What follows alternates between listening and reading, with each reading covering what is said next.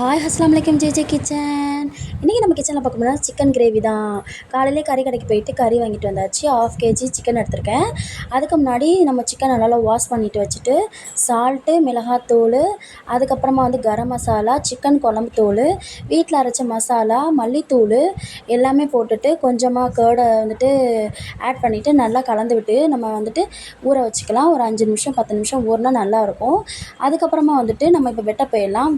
வெங்காயம் குட்டி குட்டியாக நறுக்கிக்கலாம். அதுக்கப்புறம் பச்சை மிளகா, அப்புறம் தக்காளி, கொத்தமல்லி எல்லாமே நறுக்கியாச்சு.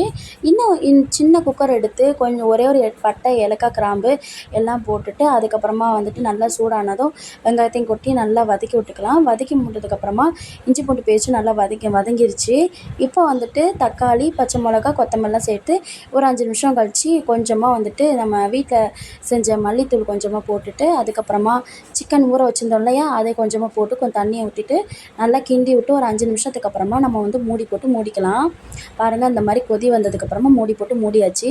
அதுக்கடையில் சும்மா இருக்க வேணாம், நம்ம யூஸ் பண்ண பாத்திரத்தெலாம் அப்பப்போ கழுவுனா தான் நமக்கும் வேலை முடிஞ்ச மாதிரி இருக்கும். அதனால் நான் எப்போதுமே கழுவி வச்சுருவேன்.